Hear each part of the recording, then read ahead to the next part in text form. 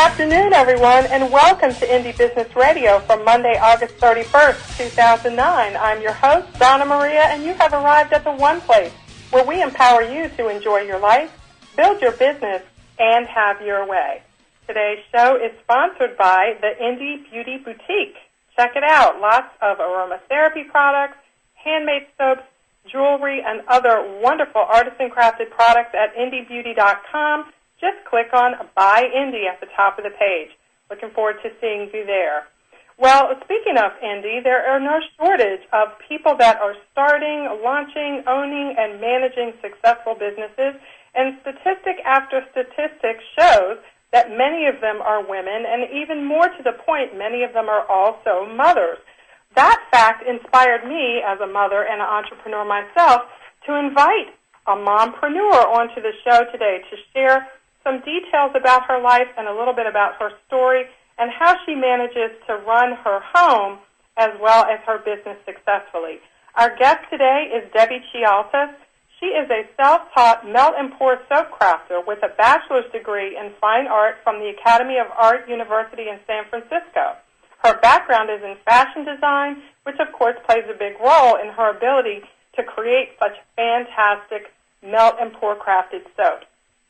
Debbie lives in San Diego with her husband and their two children. She is also a member of the Indie Beauty Network and a long list of other fantastic things, which I'm going to let her tell you about. Debbie, welcome to Indie Business Radio. Thank you so much. For those of you who are listening at indiebusinessradio.com, feel free to come on over to my Twitter page at Indie Business and just click on the link for my last tweet, which will bring you right into the chat room so you can join us live. You can ask your questions in the live chat room and share your comments with other like-minded people as we move forward and Debbie shares her story. Well, Debbie, you know, you are an amazing person. We're going to start really broadly and ask you, Debbie, to just tell us a little bit about your story. How did you start this business, and what is your background before that? Well, before I started making soap, I was in kind of the corporate apparel industry. I was specializing in product development, which is basically working with fashion designers and the factories to construct the garments for mass production. So I was in the technical aspect, creating spec packs, managing other technicians, working with factories, traveling to the factories around, Asia, to negotiate costing and, get fabrics developed, get the fit to be perfect, colors all matching across many styles. And I really enjoyed it. I did that for 10 years until I was pregnant. I became pregnant with our first son, and I wanted to make my own cocoa butter for my expanding tummy. And I just wanted to make my own because when I was looking in the shops for, belly balms, I found that they weren't all cocoa butter. And for some reason, I thought that was like the crucial ingredient to avoid the dreaded stretch marks. And so I went to take a class on how to make lotions and creams.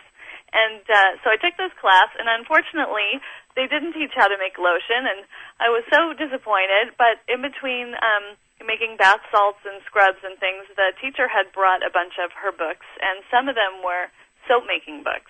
Mm-hmm. And when I found one of those books, I was just hooked, and I went out and bought some of my own books and immediately started making soap. And when I went and I don't know, I just wound up clicking with glycerin soap because there were just so many creative things I could do with it that I found more inspiring.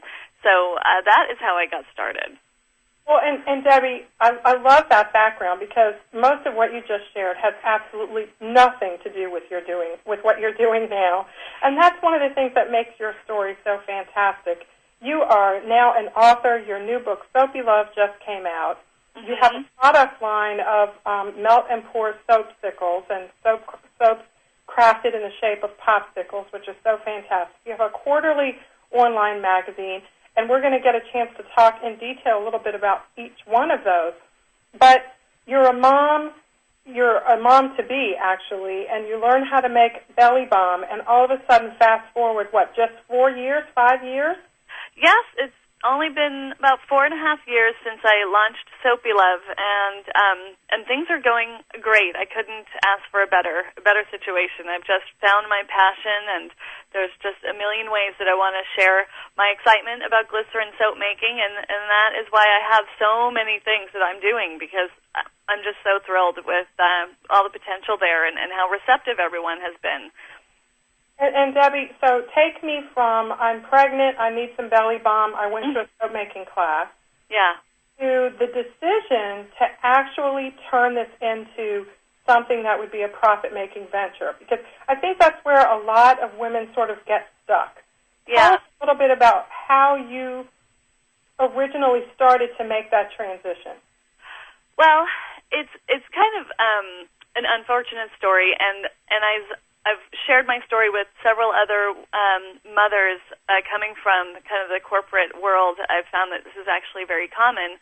But when I was pregnant with Sequoia, my son, I was really ambitious, really motivated to do, 110% at my job. And I was getting promoted, and I received a promotion to director of my team, and I was going to be taking on management of several other new teams, and I was very, very excited. But I went and had Sequoia. He was a planned cesarean, and on the day I got back from the hospital, my manager called me several times at home asking me about work and emailed me about tons of questions about work, and she insisted that I work from home while I was on my maternity leave. And when I was just reeling from having a C-section, from being a new mother, dealing with, postpartum depression, just because of just the hormone craziness, and yet my manager, who I just totally idolized, was basically threatening to fire me if I didn't continue working from home. And it completely crushed me. I was devastated. My entire maternity leave was overshadowed by this drama at my work. And when I went back, nothing really was ever the same. And I just decided, I was like, I've got to make this soap business work. I've got to get out of here. This is really awful for me. And as I put more and more of my heart into Soapy Love, and I was getting more and more success from that, I thought, this could be it. And so it was really the thing that pushed me into making it work. And my husband and I, we both decided, you know what, we're going to do this together. So that is really what got me to do it. Wow, that sounds like a very, it sounds like it wasn't a difficult decision for you then because of what was going on at your job at the time. No, it wasn't. It was like the light at the end of the tunnel. Right. So here you are, and you're like, okay, I need to do something. I'll probably go ahead and do something on my own. Were you scared, nervous? Definitely. It was a huge gamble, coming from a stable career with a, solid paycheck and a mortgage, and, there was no light decision. I went to a financial planner, and we went over all of our expenses. We found ways to cut back drastically and just kind of control our spending and see, how I could cut it down to, probably like 25% of the income we were accustomed to.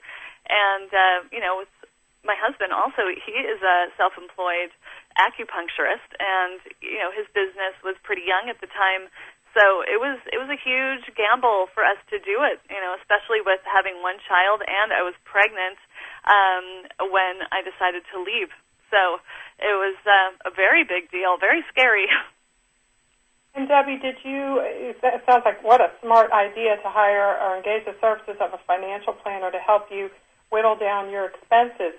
Did you also do like a big, huge business plan? What was that process like? Because by the time, correct me if I'm wrong, by the time you actually started this business, you were nursing a child.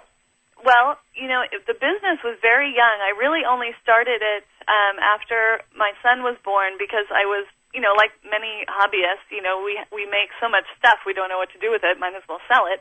And I had discovered Etsy, and was just selling online really to sustain my hobby. And then because Etsy was just an incredible just avenue for me of exposure, I was getting lots of wholesale inquiries. It was just growing and growing. I was the first glycerin soap crafter that was a featured artist on Etsy, and also through the Etsy forums, I found a listing. It was a producer of the show, The Craft Lab. They were looking for guests, and so I was a guest on the show, which opened a whole bunch of new doors for me. So, that was what made it seem like, okay, this is feasible, but it wasn't that way at first. It took some time. So it really was about 2 years that I was still in that job until I was able to leave. So you kept the job for the first 2 years after your child was born? Yeah, and I was pregnant with my daughter, and then, I was like, well, I'm pregnant, and then I'm going to get a maternity leave? Well, so that 3 months of maternity leave was like, all right, let's see if this is really, really possible. And by the end of the maternity leave, I was like, you know what, this is possible. I'm not going back. Great. So it sounds like you have a similar experience to so many other people, me included. You find something that you love to do. The time is right because you are starting a family, and then you start doing it just to cover your expenses, and at some point it becomes not just something to cover your expenses, but something to make a profit at. Can you tell me a little bit about what that was like for you? Sure. That was a very serious thing, making sure it was profitable. When I first started selling my soap pops on Etsy, I just kind of pulled a price out of thin air. I thought, well, if I was a shopper, what would I spend on this? Okay, $5. So I started selling them for $5. And then as I got wholesale inquiries, I was like, oh, this better be realistic. So I had to backtrack and rebuild my costing to see, well, what is the real wholesale price of this? And since I was working in, apparel costing, that was a big part of my job, I knew how to build up to retail, kind of build up all the costs and figure out, what is the true cost of my item, double that for wholesale, double that again for retail. And also I had exceeded my ability to manufacture all of the soaps myself since I was working full-time and I did have a newborn at home. I had to hire help, so I had an independent contractor helping me, and so I had to build in her labor. And so all of that was very methodical to make sure that I could make it profitable and make it a real business. And so with the wholesale business, I saw that was really my ticket to making this, sustainable, and that is what I have always focused on, is growing wholesale, not so much retail. And Debbie, it sounds like there wasn't really this long-term advanced business planning process for you. No, it was very organic. It just kind of happened step by step. It just kept evolving, growing naturally. I think because my soaps are so colorful and different in that way that they're very attractive for people to feature on blogs, to be in magazines, and for retailers to carry in their shops. So really they are kind of self-promoting, and I was very fortunate in that way, too. And Debbie, what do you suggest for someone starting today? I mean, 5 years ago is like an eternity when we're talking about an online business. As we move to our break, can you share just a few things that you think may be different about launching a brand new business today than they may have been 5 or 6 years ago when you first started? Well, I think when I first started, Etsy was brand new, and there wasn't nearly the amount of competition as there is now. But I do think that with the growing social media like Twitter and, Facebook being huge, that really just diving into that to get the exposure and, channel the traffic to your site, whether it's independent or whether it's on Etsy or, an Art Fire, one of those kind of shops, that's important. You just have to get exposure, just get out there, get people to know who you are, familiar with your name, in order to drive traffic to wherever you're selling. I think that's different and, a great opportunity now with so many huge social media sites. So does that social media expansion and explosion in some ways make up for the fact that there are so many more people to compete with in whatever market you're in, do you think? I do think so. I do. I think it's a huge opportunity, and because, like in many indie businesses, it's not just your product, but also the person behind the brand that draws people to your shop.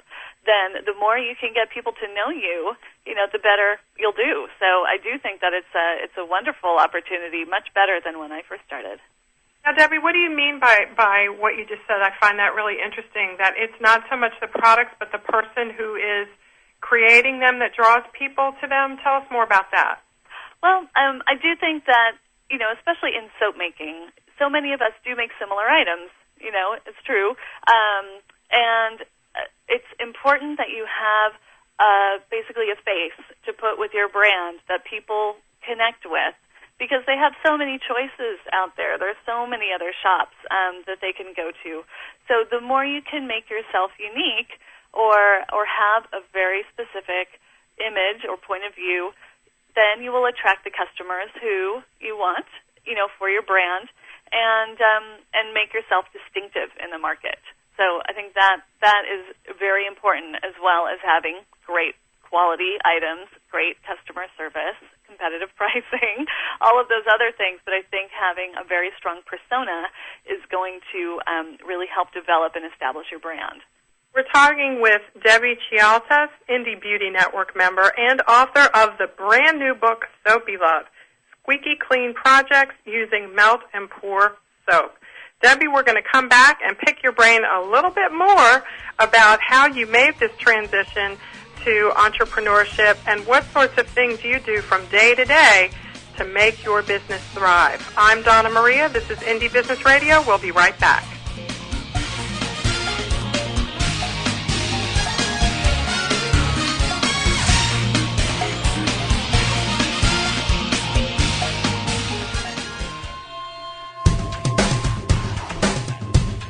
Why is everyone listening to GlobalTalkRadio.com? Because it's the future of talk radio.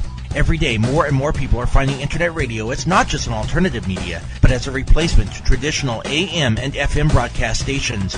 Internet radio offers a wider variety of programs, convenient on-demand listening that meets your schedule, and fewer commercial interruptions. And GlobalTalkRadio.com is already leading the way by matching this content with a highly targeted Internet audience. GlobalTalkRadio.com offers its listeners one of the widest programming varieties on the Internet, from business and finance to self-improvement, paranormal, health, literature, romance, politics, and more.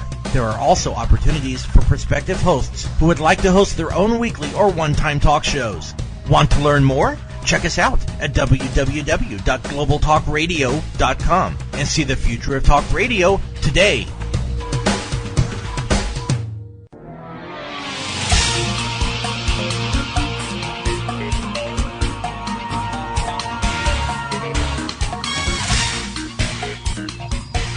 Welcome back to Indie Business Radio. We are talking this afternoon with Debbie Chialtas, the author of Soapy Love, the brand new book on melt and pour soap crafting. And by the way, you guys, I want to encourage you to visit soapylove.com. No matter what kind of business you have, Debbie and all the fun things that she's doing to inspire other people is definitely going to inspire you. And if you've ever wondered if there was anything special about soap, then a couple of minutes at Debbie's website and you won't wonder anymore. You'll want to run out and buy your own melt and pour soap kits and make your own. Debbie's really good at inspiring people in that way. Debbie, we have a question from the chat room from a woman who is currently employed, starting a business, and her boss is sort of putting the same kind of pressures on her that you experienced when you first had your first child. What sorts of tips can you offer her for how to handle that? You were in that position for 24 months, 2 years. That's a long time. Yeah, it felt like an eternity. And I would recommend that for anybody who is working full-time and, whether you love it or hate it, but, when your heart is really somewhere else, you're starting your own business on the side, you've just got to put on your best face at work. You've got to do good work. You have to be just as accountable as you always have been, and just keep your side business to yourself. as much as you can. You can tell your coworkers about it, but don't ever let it interfere with your corporate job, because you just don't want to fear that your boss is going to call you in one day and, confront you about it or say that it's interfering with your job, because you don't need that kind of stress. You need that paycheck, as long as you're there and you've decided that you're working. Don't burn any bridges and do your best work, as hard as it is. Believe me, it was hard for me. So, that's my advice. When you're at work, be at work. That's very good advice, Debbie. I find something interesting in your book here, too. In the foreword, your dedication says, "This book is dedicated to my incredibly loving and supportive husband, Jim, who quietly tolerates my obsessive soap making." There's other people there, too, including your children, that you are acknowledging. But I wonder, Debbie, if you could share a little bit about the significance of a supportive spouse when it comes to running a business as a mom and a wife. Oh, gosh. If it wasn't for my husband's support, complete support, this really, I don't know, where I would be right now, because with having the children, we have to be a team to help each other succeed. Since we are both self-employed, it's a real challenge. However, because he's an acupuncturist, he takes appointments, and he works pretty close to where we live. He comes home between clients if he can. And those half an hour, I just go and I run to the computer, I answer emails, I send out purchase orders, whatever. And he's also dedicated every Monday to being home with the children so that I can have a complete, work day. And he's traveled with me, like, up to Washington, so I could teach at the Ocean Soap Making Weekend Intensive. He takes care of the kids while I'm teaching. He has completely dedicated to helping Soapy Love succeed, just like myself. And he even does all my shipping. Like, he'll be doing that after this interview. I'll give him all the invoices for today, and he'll go ship out of the garage. So we are completely a team on this. It's really important for us. It sounds like it's a wonderful arrangement that you have there, and you've been at it for a little while. What tips can you offer for people who are just starting out? A lot of times as women, we plan our families and our lives to the extent we can, obviously, before we get married, with our future spouse. What's it going to be like? What are our plans going to be? And sometimes this entrepreneurship thing comes out of left field. What are your tips for women who may be in that situation where they're, the sort of roadmap was already out there, but now they want to leave that, six-figure job and start a soap-making business? Yeah. Well, I think that personally speaking, the soap-making business passion, it really did hit me out of the blue. It was like it ignited this creativity that had been kind of squashed for so long, since I was in a technical aspect of design and not so much the styles. And so for me, it was just something like I had to do it. It wasn't that I planned it into my day. It was just any chance I got, I was working. Even when I was breastfeeding my son at 3 a.m, I was checking email and seeing if I had any Etsy sales. So pretty much I just squeezed it into every second that I could. And it really didn't follow any kind of plan. And I wish I could be more constructive, but in a way it just kind of took over. And of course children and family always come first.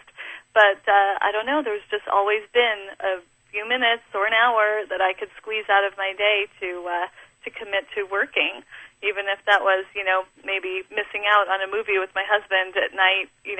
He'd understand. It was maybe one night when I would go and just go in the kitchen and make a bunch of soaps. And, he would help me package sometimes so that we could watch TV together. So it was just a way to make it work. I think it's just a drive that, you just have to go with it sometimes if that's what you really want. And as a family, as a team, you can probably get it done. Debbie, we have a listener, Kathy, in the chat room, and she's interested in getting some tips from you on how we can encourage our spouses to help us in more ways. She says that her husband helps her at shows, but not necessarily at home. You just described that your husband helps you make soap at nighttime or pack it up when you had to make it. What tips can you offer for people who want to do a good job of encouraging their spouses to help out in the business in ways that they need without being overbearing or demanding? Well, maybe there has to be a benefit for them. Like, well, when my husband packs orders, he doesn't have to watch the kids. So that's kind of a benefit for him. He gets to go out in the garage and be alone for a couple hours, listen to his music, and pack orders. You know, that's kind of a little, it benefits me, it benefits him, it works out. And when he's packing orders with me at night, you know, he's helping me get work done so that I can just sit and watch a movie with him for longer. So maybe you have to think a little creatively. See, okay, well, what things maybe does he really not like to do? What can you do for him? Maybe you can make some trades and, you know, make it work out because, you know, it's important for them to want to do what they're doing and not hate every second of it. That's a really good tip. And, you know, it's interesting that you say that in terms of trading off because as a mom and as parents, you and your husband, do you have to sort of tag team it with business and the kids, right? And your relationship as well. Totally. Oh, completely. Oh, every second it feels like it's either you're working towards, you know, making dinner, getting the kids in the bath, you know, whatever. It's always a team effort, and family duties never end. So, yeah, it is certainly a team effort. So, Debbie, we've got so many things that you're doing right now, and I'm going to give a list. And I know this sounds like a lot, but I also know from observing you and hearing you talk and share what you do that you have such a passion for this. So I want everyone to know all the different things that you do, and this is just my short list. You add to this list because I know you're doing far more things than I even know about. But from a business perspective, what you've got here is this fantastic brand new published book, Soapy Love, Squeaky Clean Projects for Melt and Pour Soap. Mm-hmm. You also have a successful and profitable business selling product. Mm-hmm. You also have a blog, which does a fantastic job not only of sharing information and tips about Melt and Pour Soap, but also sharing the successes of people who you teach how to make Melt and Pour Soap. So you also teach classes, and you travel around doing that. You right. also have a successful, fairly newly launched quarterly online magazine all about Melt and Pour Soap crafting. Right. So, and you're a mom and you're a wife, and you just moved into a new home, and according to your blog, you've also discovered homemade pretzels. Right. So, Debbie, this is like my question sort of facetiously is, when do you have time or how do you make time for just Debbie? Oh, gosh. You know, my business, whenever I work on my business, it feels like Debbie time because working on my business is my favorite thing to do. so it's kind of funny. But that's kind of the truth. And anytime I can just sit down and answer an email or write a blog post, that is like my self-indulgent moment. And, you know, if I'm able to get to the mall and, you know, look at clothes for a while, then that's like an extra treat. But generally speaking, you know, that is my me time. And maybe that's why I do so much is because I just love it. I love it so much. I want to do it all the time. Debbie, I want to explore that with you because we all, you know, this makes me think about the fantastically popular book, 4-Hour Workweek by Tim Ferriss. Mm. And when we think about work, what you're describing is perhaps work in a way that other people may not think of it. So do you find that the most successful women in business, and moms, I guess, as well, are ones who find a way to do what you just described, that is, make the business a part of their me time? Well, it certainly helps, and I think that just from what I've noticed in seeing other business owners and how they do it, it seems like a lot of people who have followed their passion, they're a little obsessed with it. It's almost like beyond them. They can't stop. And sometimes I think that's unhealthy, that they're putting work in front of, everything else. But I think there's a way to balance it out, and it drives the determination to, make a business keep going, which sometimes feels like the biggest key to succeeding is just sticking with it, no matter what challenges come at you. If you love it and you're just compelled to keep at it, then you're going to get through those tough times, and you're going to get more good times, and it's going to grow.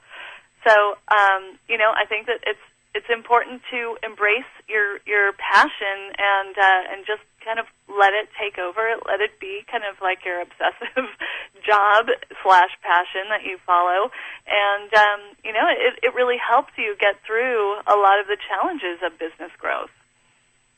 Debbie, how did you finance your business?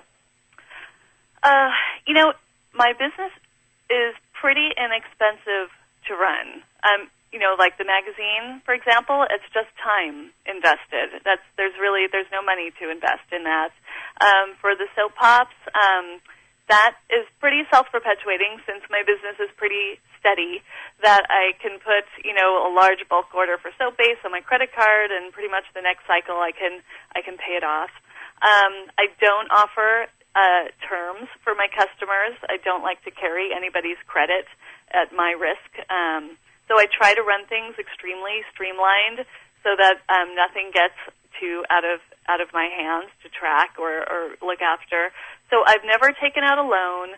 It's always credit cards, but it's under control. Like, I have my own personal limit of what, my balance is, and I never let it get beyond that, and I always try to keep it way down, pay it down.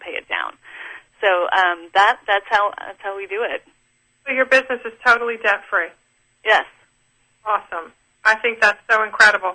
We are talking with Debbie Chialtas, author of Soapy Love, publisher of the Soapy Love online magazine, creator of the one and only Soap Pops, mom, wife, Indie Beauty Network member, friend, and social media guru, and butterfly. This is so exciting. And Debbie, I have to tell you before we close out, I am excited to hear you say something that I think will be encouraging to a lot of people, and that is that you can have your me time overlap with your business time. I want to come back and explore that a little bit more with you in just a few minutes. This is Indie Business Radio. We'll be right back.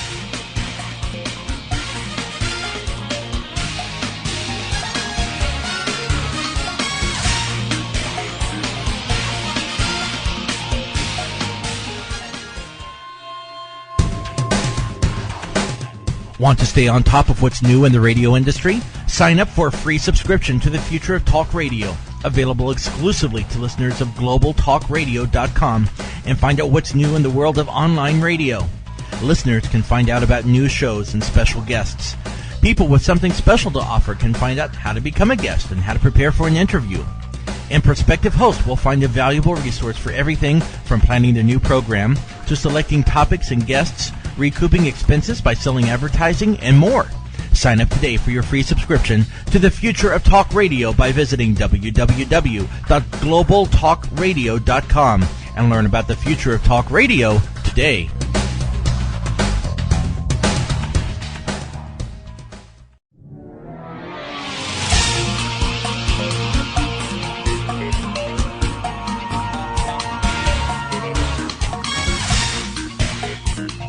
Welcome back to Indie Business Radio. We're talking this afternoon with Debbie Chialtas of Soapy Love, and the author of the Soapy Love book, and the publisher of the Soapy Love online magazine, and a host of other things. And Debbie, before we took our break, one of the things we were talking about was how you incorporate your me time, your Debbie time, into your business and vice versa. Can you talk a little bit more about that? Sure. Well, I'm home with the kids, and my husband goes to work. And like I said, he is able to come home sometimes, but, there are days when he's gone from 9 a.m. to 8 p.m., and, I've got to field everything. Well, it can go both ways. If he's home early, he knows I am going to work. I'm going to go to the computer in the bedroom and be working for a while. He understands that it's not just my passion and something I love to do, but it is part of our family income. It's serious. So we know that there are sacrifices, that have to be made sometimes, but we have personal time also. At night, after our son goes to bed, he's the last one to go to sleep, which is usually 8:30, then, I will go and we'll go watch TV together. But when Jim, my husband, is putting our son to bed, that usually takes about an hour, and I'm able to go and work on the computer. So we have certain parameters of responsibilities that we are responsible for first, and then I can, do my work second. Debbie at Soapy Love is telling us a little bit about the nitty-gritty, where the rubber meets the road when it comes to balancing and successfully integrating, which I think is probably a better way to describe it, her home life, her business life, her family life, and her Debbie life. It seems like Debbie's audio and telephone connection somehow disconnected for a second, so I'm sure she's going to be calling back in, and we will resume the conversation. One of the things that Kathy in the chat room has asked in the meantime is, or maybe it wasn't Kathy, I'm sorry, it wasn't Kathy, it was someone else, but she wanted to know whether the Soapy Love website was created by Debbie or whether a professional did it. And I will ask Debbie that question when she comes back, but because I have asked her that before, I can tell you that the website is a combination of Debbie's design and a professional's design, because Debbie is a trained graphics and art professional, so a lot of the graphics and things she created herself, but also many things she had a professional designer do for her. So for those of you who are thinking about designing your own websites or working with someone else to do that, remember that it doesn't have to be all or nothing. It can be a combination of both. And when you visit Debbie's website, you'll see lots of her work there, as well as other professionals who have helped her design her business. In the meantime, it's great to have you, and I'm so glad that you have the questions that you're asking and the conversations that you're having. Kathy in the chat room just talked about how important it is to have the passion, and certainly the passion for what you do is what keeps you up at 2 or 3 o'clock in the morning, and also helps you to juggle all the different responsibilities that you have to juggle when you're running a business on your own. Another thing that's so important that Debbie addressed has to do with how we as women have to make some difficult choices when it comes to entrepreneurship during the time that we're also starting a family. And while it's great to have a supportive spouse, the fact of the matter is that there's only one mom, and we are the ones carrying the children, and that's an additional responsibility and additional taxing on our bodies in a physical sense, and our emotions and our hormones and everything. So I think it's great to have Debbie as an example. She's such a great example of what's possible. Her business is totally debt-free. She is not working outside of her business and her home right now. And I think this is another significant thing for entrepreneurs to understand, particularly when you're starting up, is that Debbie does not accept terms. In other words, for her wholesale customers, according to what she just said on the show, she does not accept 30-day or 15-day payments. Everyone has to pay in advance. I think she described it as, I don't finance other people's businesses.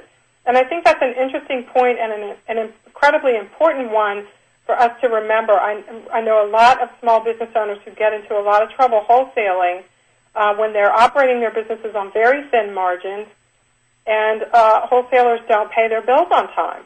And then what happens is your credit card balance is due for your supplies, and you have to pay them, but your wholesale customers have not paid.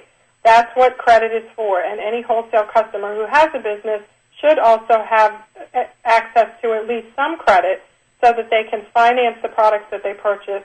They'll work harder to retail your products, too, if they know they have to pay that bill off quickly. So I think it's really important for us to remember that. Now, for those of you who don't know Debbie, who was offering some great tips, and I'm not sure what happened to her, you can visit her website at soapylove.com.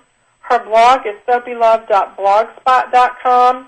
And both of these places will deliver you links to her newsletter as well as to her online magazine. You can also connect with her on Twitter at twitter.com/soapylove. You can find her on Twitter as well on Facebook as well. If you just go to facebook.com, of course, and type in her name, which is Debbie Chialtas, and you can check that out. Kathy in the chat room wants to know, does Debbie usually pay monthly for a website? Kathy, I'm not sure what you mean by that question, and Debbie's not here to answer it, but I believe I'm correct when I say that when Debbie sells on Etsy, as she talked about before, she pays a monthly fee, which amounts to, in part, a commission on the sales that she generates. And if your question is about her branded website at Soapy Love, I think Debbie pays hosting fees for that site, but I do know that she does a lot of the updating to that site herself, and of course her website at soapylove.blogspot doesn't have any hosting fees because Blogspot is a free blog hosting service. So, Kathy, I hope that helps you sort of understand how Debbie got things started. And I think it's also important, too, for us to understand that one of the things Debbie does is serve as a media outlet for her business. Debbie has, as I said, the blog. She's got a magazine, and she also produces videos, which she shares at the indiebeauty.com website and also at her blog and elsewhere. These are videos that share a little bit about the classes that she teaches. They share a little bit about the fun things that she's doing, and I think Donna Maria. Debbie's back. Yes. Debbie, we have been chatting about how great your website is, how great your videos are. I'm sorry. I think we had a brownout. My entire house, just all the power went out, and I couldn't get back on. I'm so sorry. That's okay. Well, you know what? The conversation has continued because you gave us a whole lot to talk about. Good. So listen, there's a question from Heather in the chat room, Debbie. She says she has some friends and family asking her if they can sell her products for her in sort of a direct sales way. Is this a good idea? Heather asked. She'd like to know what you think about that. Well, I mean, I don't think it hurts. I think it's a little tricky working with friends and family with your business because if something kind of sticky comes up, it's hard to be honest and, work it out in a professional way. So I think that you should be very careful about how involved you let friends and family get in your business. But certainly if they want to, give it a shot and try to sell your items, then that's cool. You could give them like a percentage of sales or something. That's good advice. So would you suggest that she sort of make sure that she handles it in a professional way and just like, not just a family member asking for a favor or something to do because they're bored? Yeah, I would think maybe even come up with something that seems very standard, like say, oh, yeah, okay, if you want to sell my items, then this is kind of my procedure for selling. Then, here's this form for taking orders, here's your sample set. Just make it sound very standard and not unique just to them. Like, that might help them feel more comfortable with it, too. That's good advice to inject some professionalism into that. And, Debbie, I think it's interesting that you say that because these days, with so many people looking for alternatives to traditional work, I would imagine that a lot of people that are starting businesses encounter this issue. Yeah, definitely. Certainly. I saw recently on the Indie Beauty Network, there was a woman who was asking opinions about I think a brother-in-law who wanted to become a partner in her business so that he could handle marketing and things. And, I think that's really dangerous. So, I've been in a business partnership that didn't work, and it was ugly. So, I'm always very hesitant when I hear about people, wanting to involve family or friends in their business. I think that it's very thin ice. Watch out. Watch out. Well, you seem to have done it with your husband in a formal yet an informal way. That sounds like you have sort of managed to combine the best of both worlds because he's also self-employed. So I bet you do things to help him out as well all the time. Oh, for sure. It's really just I'm primarily in charge of the children. We have an understanding. So if he has appointments at any time, he works on Saturdays so that he can be home and watch the kids while I work on Mondays. So, if I have child care needs that, he can't cover, it's up to me to find help. So, we have very clear definition of our responsibilities with the family, and then we help each other manage our businesses in that way. And, since we're married, I feel like that's, a bigger partnership than just, maybe a friend saying, I want to sell some items for you. Jim and I were in it forever, so we're going to make it work. Now, it's interesting that you say that. Do you find, Debbie, that even though you and your spouse have different businesses, you are still self-employed, so, it's you or the highway. I mean, without you, nothing really works. Mm-hmm. Do you find that it enhances your personal relationship to work together in this professional way as well? Oh, gosh. I'm not sure. I think that it would probably, not every marriage could handle having, so much, overlap with business and family. But, in this case, Jim knows what's going on with my business. I know what's going on with his, and we make, family financial decisions based on what's going on. So, everything is very transparent, and I think in, a marriage, communication and honesty is crucial. So, there's really there's nothing unknown about any level of our lives between each other. It's a good thing. Now, Debbie, your business is successful and expanding. I understand you have an exciting new licensing arrangement with another company. Tell us that news. Oh, okay. Yes. I've been working with Anne-Marie of Brambleberry. We are developing a line of Soapy Love branded supplies and molds for melt and pour soap crafting. Actually, the supplies can be used for any type of, body product, but there's colorants, fragrances, actual soap base, and molds, and they're all custom for the Soapy Love line. And that should be launching in the next month or two. Congratulations, Debbie. Thank you. Now, you have done something that a lot of people think about doing, and that is you've taken one business, one stream of income, one thing that you created and turned into a profitable venture, and you have expanded it. Tell us a few things that you consider before expanding a business in that way for people out there who have something, they have a niche, it's successful, but they're thinking about doing some of the things you're doing, like maybe teaching or starting a magazine or other things. What sorts of things do you consider or are you considering as you branch out in this way? Well, like right now I'm starting another line of soaps called Little Althea, and it's a more boutique, sophisticated, modern collection of soaps. And I have to be honest with myself about, can I dedicate the energy to this brand that it needs to be successful? Can I support the R&D, the investment to get all of these designs off the ground? Just do I want to spend more time working on this brand?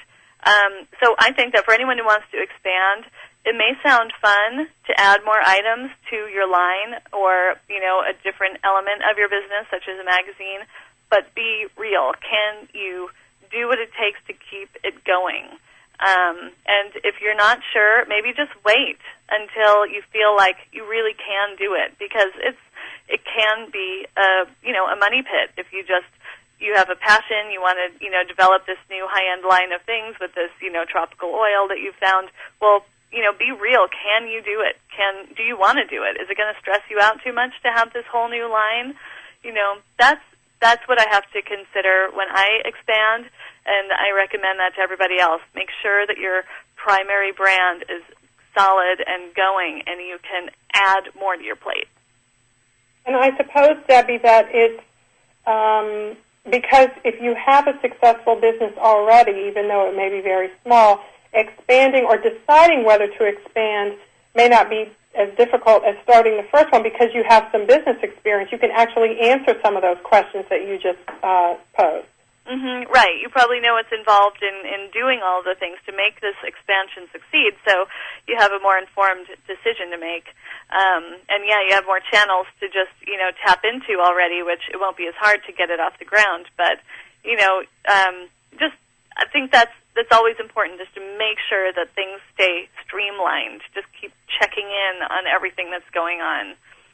That's Debbie Chialtas at SoapyLove.com talking about streamlining her business at the same time as she expands her business, and also her newly published book, Soapy Love's Squeaky Clean Project Using Melt and Pour Soap. Check it out. It's available at her website, also on Amazon and every place else. Debbie is available to answer questions about what's going on in her Soapy Love life at her blog at soapylove.blogspot.com. Debbie, thank you so much for joining and sharing these fantastic tips. You lit up the chat room today with women who are interested in what you have to share. I'm so glad that you were here.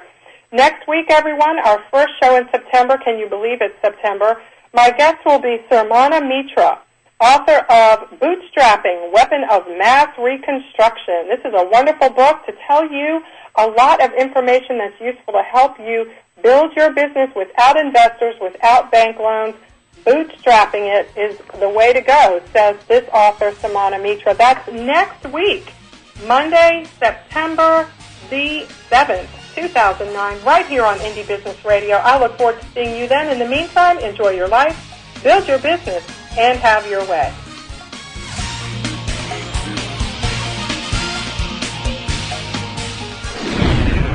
You're listening to GlobalTalkRadio.com.